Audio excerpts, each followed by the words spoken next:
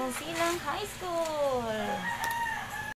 Siyempre, dala-dala ko yung lagayan ng module. Iyan po ay eco bag galing sa Bagong Silang High School nung binigyan po kami ng libro. O, yung grade 8 ko palang binigyan ng libro. Ako lang kumuha.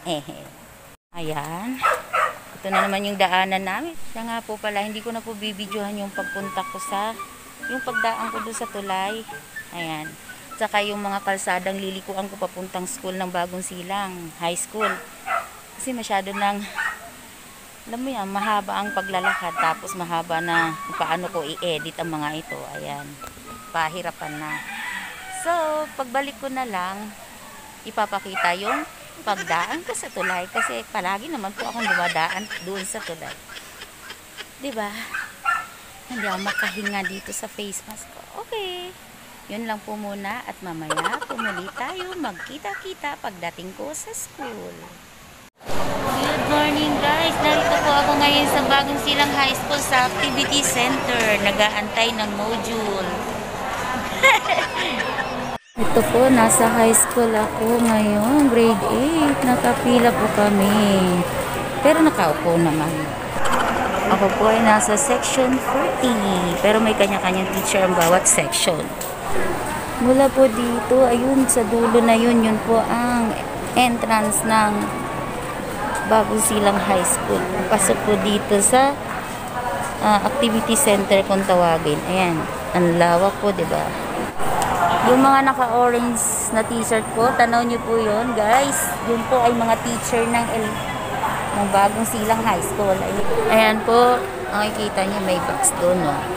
Magbibigay sila ng isa pang books, karagdagang libro para sa amin. Ayan na, pang 10 na ata yan. Ngayon guys, nasa pangatlo na po ako. Medyo matagal. Question and answer portion pa sa unahan. Ayan na, malapit na ako ng next. Yung teacher po namin, ang advisor ng high school. Hindi po siya naka-uniform. Ayan na po, next na ako. Ayan po teacher namin. Advisor po yan ng, ng grade 8 ko. Ito po, pa-exit na po. Ito, buha ko na po yung module ng grade 8. Ayan na. Exit na po ito. Ayan na po. Medyo malayo pa rin ang exit. Yung gate na exit. Yung ganda ng school, di ba? Ang linis-linis. Masisipag po ang mga teacher at saka yung tagapaglinis po dito. Ito na, tanaw ko na po ang exit. Malayo pa naman ang bahay namin. Ayan, liliko na naman po ako. Sa kanto na yun sa dulo, liliko na uli ako. Ayan po, gamit ko na yung payong na binili ko kahapon. Malapit na po sa dulo. Ayan guys, as usual, dito na naman ako dadaan pa uwi. Oops, ayan na, sa kanto na yun, liliko na naman ako. At makikita ko na naman, o makikita nyo na naman ang tulay. Eto na. Sa pinakadulo na yon, nandoon na naman po ang tulay. Sa dulo na yon, liliko na naman ako. Ito na. Papasok ako sa aming gate entrance. Yan, sana wala nang manok dito sa daanan namin. Ayan na. Dito na ako.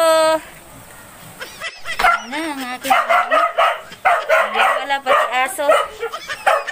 Ayan na. Sa wakas guys, parating na din ako. Ayan na guys. Ito na yung eco bag na may lamang isang book gaya ng sinabi ko kanina at saka isang module. Ayan. Grade 8, di ba? Ito po yung ito po yung books. Alam nyo, pumunta lang po ako doon para kumuha ng module. Hindi para mag-submit kasi hindi pa po kami tapos. napakahirap po ng module ngayon. Ako ang nahihirapan. Hindi ang aking anak. Joke lang. Kala niyo ako talagang nagsasagot, ha? Hindi po. Siya po ang nagsasagot. Ako yung taga-explain. Minsan naman, magsisearch lang ako pag siya ay magtatanong. Kasi meron pa akong 2 grade 5 at saka kinder. Hindi ko carry lahat. Thank you for watching.